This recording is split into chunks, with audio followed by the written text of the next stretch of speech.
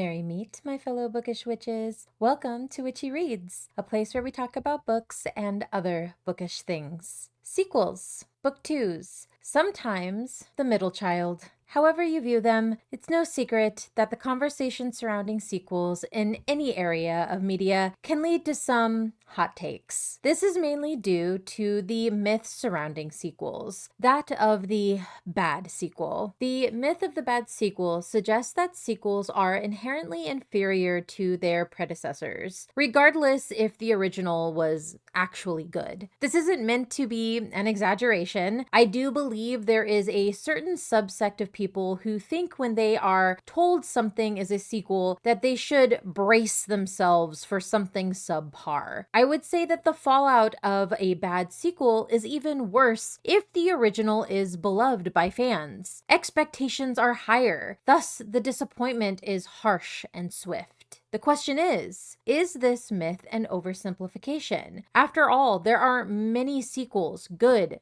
bad, and mediocre. In the end, the quality of a sequel depends on many factors, beyond it just being a sequel. A sequel has to be something that is so good it's not even a sequel. And that's a tall order. If a book is super popular, it would make sense that any planned sequel would be surrounded by a tremendous amount of excitement and pressure. Pressure to repeat the original formula that gave the story its initial success. This can lead to follow-up books that feel repetitive or lacking originality. So what is an author to do? Come up with a new idea? But the original had a groundbreaking or unique concept that is now out in the world. There is no returning even a portion of that story back into the proverbial bottle, making it hard to replicate the new idea rubric in subsequent installments. This oftentimes leaves sequels struggling to live up to that initial impact. All we need now is a half-decent plot. The positive? The love of fandoms and media is subjective. What one person considers a horrible sequel, another might find as a great continuation of a beloved story. It fulfills everything they had hoped to see when they had finished the original, and there is nothing wrong with that. The last issue with sequels is the rise of franchises. This particular problem is more noticeable in the film space. That doesn't mean book series don't deal with their own version of this. While we used to get standalones or duologies, or if we did get a series, it at most would be a series of 3 books. We are now seeing multiple popular series reach 5, 7, or more books to complete one entire story. Because of this, we have to return to the pressure problem in a different way. When an author creates a whole new world and characters, publishers and readers will likely expect this series to be its own version of the MCU. Hence the pressure to pump out book after book,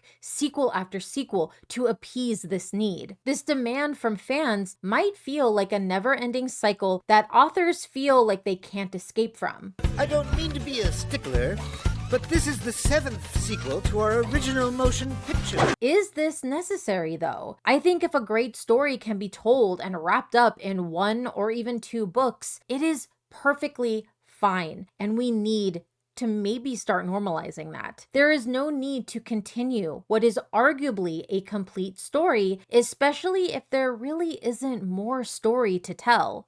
How are we to know when a story is complete? Who gets to make that decision? And if an author does make that decision, who are we as fans to say that they are wrong? You should remember that no matter how many times you roll the dice and come out ahead, eventually the house always wins. Last year, I got to read the fabulous book, The Isle of the Gods by Amie Kaufman. When I say it was one of my favorite reading experiences I have ever had, I truly mean it. It was part of the vlog series I did last year called Battle of the Booktubers. If you want a more in-depth summary of my reading experience and plot analysis of the book, I'll put a link to that video here. But to give this video context, I'm going to briefly explain what The Isle of the Gods set up. Our woman main character is Selly, the daughter of a merchant sailor who is sailing as a first mate apprentice to one of her father's employees. While in port in the country of Eleanor, she learns that her father is likely trapped up north due to the winter setting in and weather getting bad. She decides to stow away on a ship to get to him. Before she can go through with that plan, however, her ship is commandeered by the royal prince, who is on a mission to complete a sacrifice that must be performed by a member of the royal family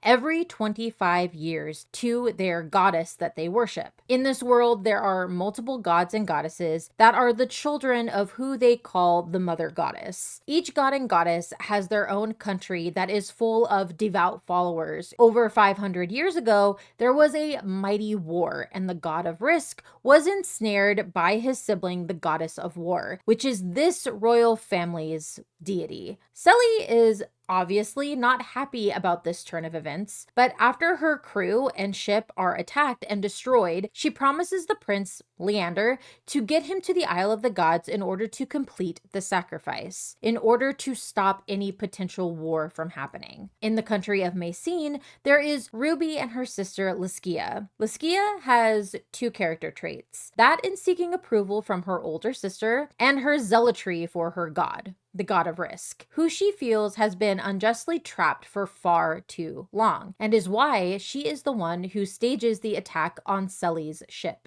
and crew. The entirety of the first book is Selly, Leander, and their friend Keegan trying to outrun Leskia and her goons to get to the Isle of the Gods to make this sacrifice. Leander manages to make it in just the nick of time, but instead of a minor sacrifice, which is normally required, he has to sacrifice his life. In doing this, he comes back as something not quite human, a being that is called the messenger, essentially a messenger of a god or goddess, as the case may be. Since his family worships the goddess of war, that is who he is the messenger for. I am a god! Leskia, not to be outdone, also sacrifices herself and manages to awaken her god by becoming a messenger for him, which, if you think about it for too long, it doesn't really make sense, but I forgave a lot with this book because I had such a great time reading it. Selly, Leander, and Keegan return to Eleanor, while Leskia, Jude, and her henchmen return to Messene, and that essentially ends the first book. There are a few minor plot holes, and aside from one major plot hole that I did rage about in my initial review of the book, I truly enjoyed reading this book. I love adventure stories with a little romance on the side. I especially love them when the stakes are done well. While I was reading this, I felt like I could never catch my breath, much like how the characters likely felt with everything they were going through. I really liked the magic system in the book. It made sense for what was set up with the elements and how magic users have to talk to the elemental spirits and have a certain degree of emotional intelligence to not only manifest the magic, but control it as well. I also thought the romance between Selly and Leander was fun, very sweet, but not too YA, which is always my fear with these kinds of books, especially because this one was marketed as young adult. My personal opinion is that books with road trip vibes, which I would absolutely classify this book as, are better able to set up what would be considered fast-paced infatuation. Not necessarily insta-love, but probably a quicker falling for each other than would be considered normal. This is because the characters are usually put into these high-stress emotional situations, so they cling to each other. This is why I did end up enjoying the minimal romance that was in the first book, and why I forgave what some would consider quick buildup of the relationship. Despite its flaws, I adored reading this book. So much so that when I finished it, I was pumped to pick up the next one. I wanted to find out more of the lore about what being a messenger would entail for Leander and Leskia. I wanted to know if the gods and goddesses were actually going to play any meaningful role in the story now that they'd been sleeper cell activated. I wanted to find out what Selly's new magical abilities would mean, what she could ultimately do both as a magician and as a conduit for Leander's messenger abilities. I wanted to maybe see her reconnect with her father because I thought it would be a nice closure for the character, as well as seeing her happy with the relief that he is safe. I was interested in seeing how Sully and Leander's relationship would grow, though that was low on my priority list. I mostly didn't want the romance to come in and take over the entire plot of the story, as has been known to happen in YA stories like this. But I was fairly confident that that wouldn't happen in the second book, since the romance in the first was a minor subplot at best. So, with high expectations and an eagerness to continue the story to a satisfying conclusion, I finally read the second book, the sequel. What I've done has put me beyond him, beyond Leander, beyond any of the ones who've reached out a hand to try and help me. There is no succinct way for me to adequately describe just how much of a disappointment this second book was. My biggest issue was how the author managed to set up what I thought were going to be interesting plot points, only to completely drop them along the way, essentially sweeping them under the rug with no resolution. Much to my disappointment and annoyance, it was done usually in favor of highlighting the romance of the characters, which, much like I would have anticipated, was a boring decision. The second book begins immediately where the last book ended, with Sully, Leander, and Keegan returning to Eleanor. This is a narrative choice that I feel only works if the previous book ended in the middle of a battle or some other action-dense, stressful event that you would need to immediately resolve in the second book. This wasn't the case for this book. Yes, there are some big things happening at the end of the first book, but nothing that needed to be addressed immediately. I think the first couple of chapters in the second book were almost unnecessary, both to the main plot and to the character's development. Everything that was discussed could have been done in a more concise, cohesive way. The only important thing that happens to progress the narrative forward in these first couple of chapters is Leander escaping the confines of his mind that was taken over by the goddess he had sacrificed himself to. This is not explained well or shown well, frankly left me confused as to why he had lost himself to begin with, if all we were going to do is have him revert back to normal in the first chapter of the sequel without any preamble or proper follow-through of the potential consequences of what is arguably a major conflict, or at least it should have been. You're wondering what was the point of it all? It felt like we had to get Leander back to some semblance of normal in order to have the romance plot continue uninterrupted. The story tries to make you feel that Sully and Leander's relationship is the most important thing in the narrative, when it just isn't. This is first done by telling us their connection as messenger and conduit is special, but we are never shown any clear explanation as to why that is. Sully is just his conduit. That's it. He uses her to relieve himself of magic that potentially could kill him, and it gives her muscle cramps. Cramp. I'm going down. I'm dying. Oh, I'm dying. Whereas if anyone else were to try to take his magic, they would essentially be dusted. Well done.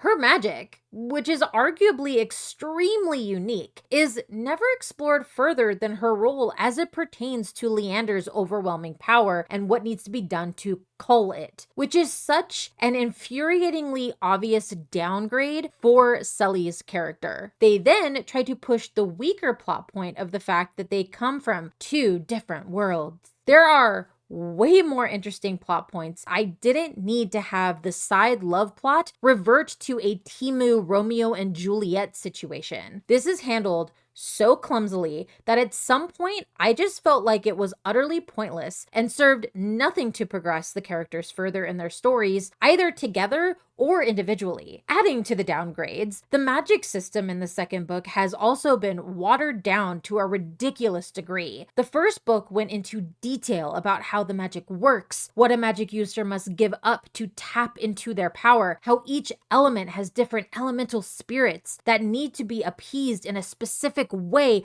before any magic is used. The previously set up magic system was terrific. It was unique and in-depth with a darkly whimsical aesthetic. We got none of that in the sequel. Disappointed! Not only does Sully get to do nothing of note with her magic, but Leander seems to be effectively neutered as the royal magician, who in the first book was set up as the most powerful magician in this universe. Now, he essentially has the power of a goddess, but can't do anything without the fear of exploding, apparently. Which doesn't raise the stakes like I'm sure Kaufman thought it would, and instead makes me wonder what is the point of the characters having magic at all. Across the ocean from Alinor, we have the character of Laskia, who is the messenger for her god, but without a Sully counterpart, aka no conduit. She has no way to effectively release the crazy amounts of power she is spewing. Her solution to this is to literally start burning through henchmen in the hopes that someone can handle the magic long enough so that she can find her own conduit. Once she and Jude return to Messene, she makes the decision to summon her gang leader sister to be her conduit. The idea being that Leander has an emotional connection to his conduit, Sully, so that must be a requirement in order for them to survive the passing of power. Rudy, understandably, rejects this idea and tries to escape. Kind of a hard thing to do when you're trying to outrun a messenger of a god. Why are you running? Within a millisecond, Ruby is essentially stripped of all power as leader of her gang. She doesn't seem to have a security team or any loyal henchmen of her own to protect her from Laskia turning her into a zombified magic wastebin husk of a human. While Laskia's storyline grows fairly stale pretty quickly, there was one aspect of it that I did enjoy. We get to actually see her use the full strength of the power she received from her god. A huge difference between what we see with Leander, or rather what we don't see. From disintegrating those that question her, to sending an Alornish assassin who was sent by Leander's sister to dispatch of Laskia back across the ocean, back to Alinor, dumping her mangled body in the middle of a celebration for Leander. This was honestly the coolest part in the entire book, and it is less than a page long. Boss move. Then there is Keegan, who finally gets to fulfill his dream of being an academic. He has been tasked with poring over different literature and texts to find a way to separate Leander from his connection to the goddess. He is doing this in secret because this is a request from Sully and Leander. The royal family actually wants Leander to stay connected to the goddess to use him as a weapon. This is the main conflict of the book. Anyone who is a messenger for a god or goddess has a very short lifespan. The idea being they would burn up rather quickly with all that power coursing through them. Keegan is basically exiled for the majority of the book to the library stacks, because there is really nothing else for this character to do. I'm useless now. We are introduced to Kiki, who was Keegan's betrothed and who helped him run away from their marriage. I think Kaufman really wanted this character to be likable, and I'm not saying she failed, but she didn't really succeed either. The character is a very basic, sweet woman who doesn't have any issues with anyone. There are some implications that she actually has feelings for Keegan. At the very least, she wouldn't have been upset had they actually gotten married. She would have been agreeable to a platonic marriage of convenience. This potentially could have been an interesting character arc to pursue, but nothing was done with it. She's just there to dress up Sully in fancy clothes like gasp dresses and teach her proper royal etiquette. Nothing really goes beyond the stereotypical, I'm not like other girls, I only wear trousers and slouch at the dinner table. Manners are hard, y'all. Then we have Jude, who is simultaneously the most meaningless henchman of Laskia, as well as the most loyal henchman of Laskia. The book just doesn't seem to know what to do with him. In the first book, we are told the only reason he didn't go with Leander was because of his mother's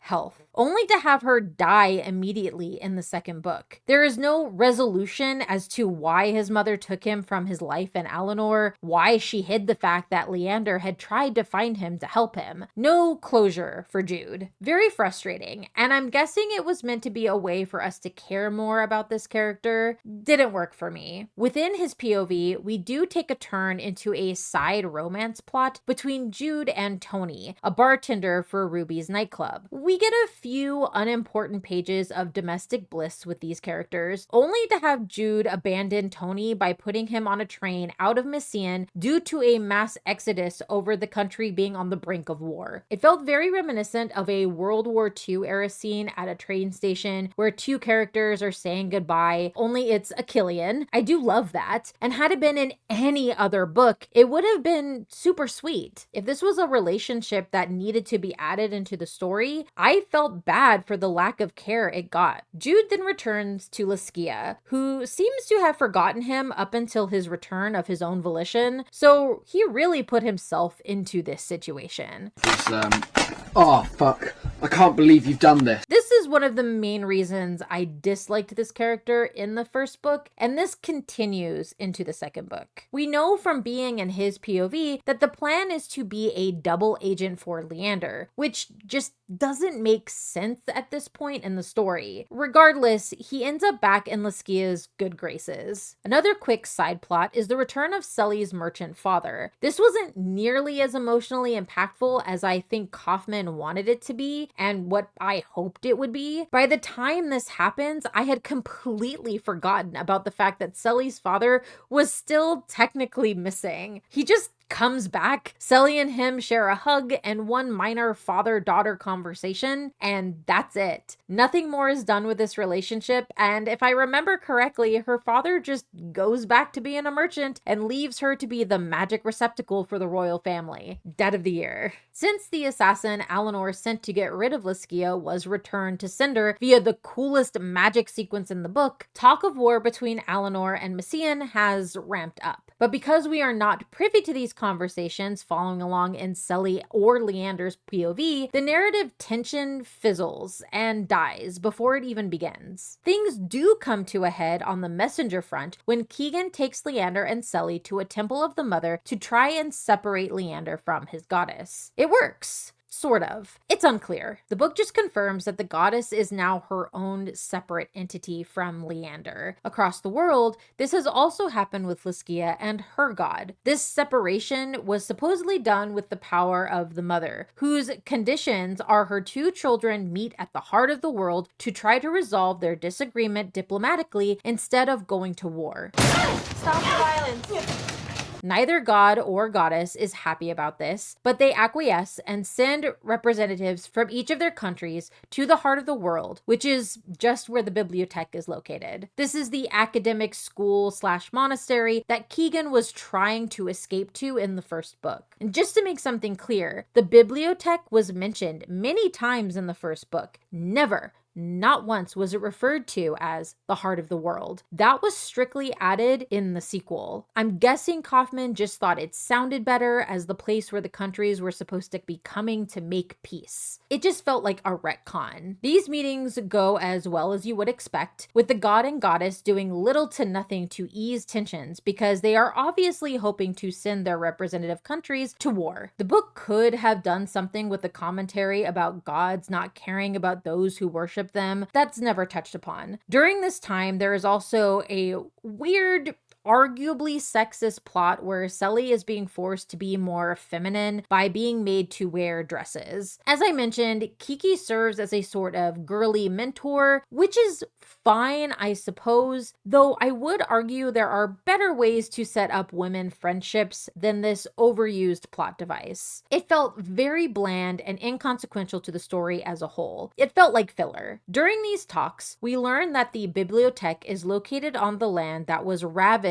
during the first war between this god and goddess, which ended up unaliving their brother and fellow god in the process. He's not really dead though, it's just that his followers were basically genocided, and without worship, gods and goddesses cease to exist on a certain plane. This creates another plot that ultimately prevents the war from happening, because Jude becomes the first new worshipper of this forgotten god, thus making all the humans second guess their motives motives behind such a pointless war. There is also a moment between Ruby and Laskia where Ruby tells Laskia how much she hates her for doing this to her, and then Laskia turns on her god, and in the process both the god and goddess are sent back to wherever they came from. I'll be honest, it's been a while since I actually read this book, and the ending was so anticlimactic and pointless that I truly have forgotten all of the little bitty details. What I do know is Selly and Leander are together, Keegan gets to be his best bookworm self, no war happens,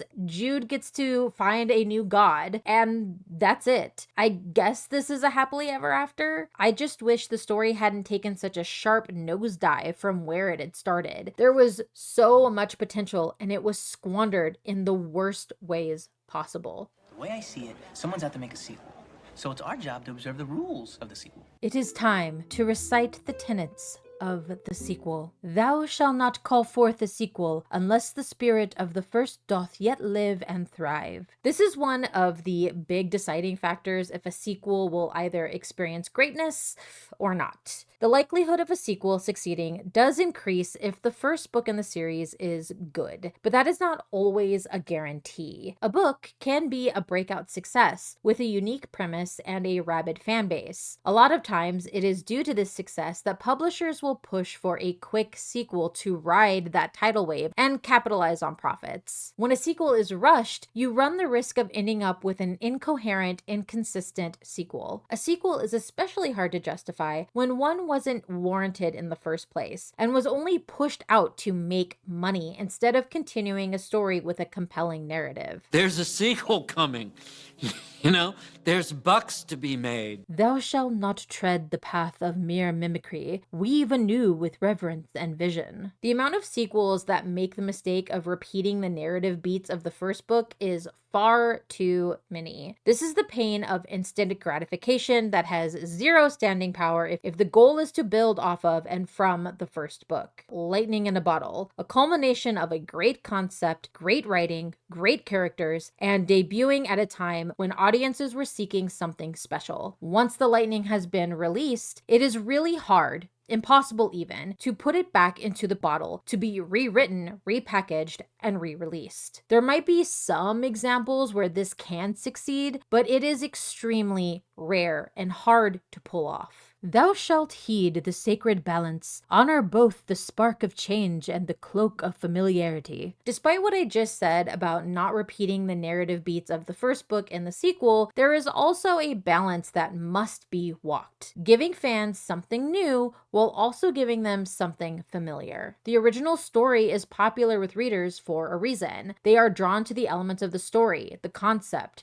the writing, or the characters. The goal in creating a good sequel is to harness the core of these elements, retain them, and then reshape their theme. The Hunger Games is a great example of this. Catching Fire used some of the core elements of the first book, but they were reworked and rethemed and still managed to move the plot forward. It made sense, ultimately led to the sequel being the most popular book in the series. The point is to give readers the familiar aspects of what they remember of the original story, then take the core of those ideas and add more mass to them, be it a deepening of character arcs or a more extensive conflict, something new, yet the same. Thou shalt not cast aside the deeds once done, honor the journey that came before. This is arguably the worst offense done by sequels. That is, dismissing what was set up and fought for in the preceding book. We don't want to see characters return to where they started, their character arc walked back. The biggest grievance is setting the plot and characters back further than where they were in the original story. Not only is the sequel going to try to recreate the original, it has also jumped a few steps back from where the original started. This is likely where they plan to add the different aspects of the story, but it will do nothing to move the plot forward beyond where the original left off. This kills a devoted reader base. This will break their hearts, and they will return the favor by immediately disengaging and leaving the fandom. Thou shalt carry the spirits of the old ones forward, evolving upon the sacred thread of time, not left to wither in stillness. Sequels need to take their characters forward. not just plot-wise, but also in how the character arcs progress within the story. A series often lives and dies by its characters. While there are some exceptions, in most cases, readers love the characters they have followed and have come to adore in the original story. It is because of this almost parasocial relationship readers create with these fictional characters that makes them want to join them in moving forward. It is seeing a familiar character grow and become different because of what they've experienced or survived in the first book. Readers crave seeing their favorite characters continue on their journeys. Thou shalt remember and revere the firstborn spirits. Without them, the vessel is hollow and the magic fades. In a lot of series, the chemistry between the characters is the true core of the franchise, in addition to the plot. More often than not, keeping the original characters and growing their stories can be the element in the sequel that can overcome any lackluster villains or narratives. Readers love their favorite characters, and by extension, can fall in love with additional characters associated with their favorite character, family, friends, etc. Favorite characters are a driving reason that gets readers to come back to multiple books in a series. One of the worst things a sequel can do is replace their original characters, especially if there isn't a reason for it. Don't forget the characters. They are vital. This is an element of sequels where everything starts and where everything can end if readers lose their favorite characters. Thou shalt embrace the mythos born of old. Let its lore be thy guiding star, not cast aside but kindled anew. Katniss has her Mockingjay call, Two Flower, and the luggage, Ford Prefect, and his towel. These are just a few examples of mythos being set up in the first installment of a series. It is important that the sequel embrace the original mythos that is set up. Character cues, an attitude, a line, an object. You shouldn't solely rely on mythos, but not including it could wreck well-established narrative devices. Thou shalt not seek to reshape the sacred wheel, honor the wisdom of its form, and craft not from pride but from purpose. While this might seem like a repeat of some of the previous tenets mentioned, this one is dealing more with tone and genre. If the first book is a historical fantasy, you shouldn't make the sequel a sci-fi adventure. It is jarring, and unless your series is an anthology, it probably won't work. As I've said before, you want to present readers with something new, but you cannot and should not take it too far. The sequel shouldn't be something that the original never was. Thou shalt know that the strength of the sequel lieth in the might of its shadow. As the villain is woven with depth and dread, so shall the tale endure and flourish. Villains are the linchpin of a solid sequel. A weak villain makes for a weak conflict, a weak narrative that then leads to weak characters. A lot of well-known, even beloved antagonists have appeared in sequels. They can add to the continuation of the story, building off of whatever antagonist character and narrative was set up in the original story. Basically, characters are only as strong as the villains they go up against. Make me your villain. These tenets won't guarantee that a sequel will succeed or be good even, but they can increase the likelihood of it. I would say if you are planning a sequel, these are the things you should be considering. Additionally, you should ask some key questions. What was accomplished in the original? What was learned from the accomplishment? What conflict can be thrown at the characters to challenge the skills or knowledge they learned? How will the characters deal with said conflicts? At the end of the day, a sequel should be a joy to write and read. Usually, the author is working with characters they know and love, whose readers know and love. They are also likely working within a core idea that readers are already engaged by. All authors are required to do is to take the story forward by embracing the core characters and plot with a dash of new conflict, sending readers on another great ride. We're doing a sequel. Let's give it a go. With Hollywood stars And more one-liner cameo. The Heart of the World failed as a sequel. I felt the original had set up so many great accomplishments, both narratively and for the characters. Sully grew more mature, both as a person and as a magician. Leander also matured and realized his responsibility as a royal and a magician. They respected each other and grew in their love for each other, which was sweet and not overdone. There was even a potential for the gods and goddesses to become the antagonists in the sequel, after having Laskia being the primary villain in the first. I guess that is technically what ultimately happens, but it takes reading almost 90% of the book to get to that point. It shouldn't have taken that long. I do think the original book set up enough narratively and enough character development that the story could have moved forward well into the sequel, which is why I was so baffled by how it felt like every wrong narrative and character choice was made in the sequel. The big focus in the sequel is Sully and Leander's relationship, which, while I enjoyed in the original book, it was not the main plot, nor should it have been. This was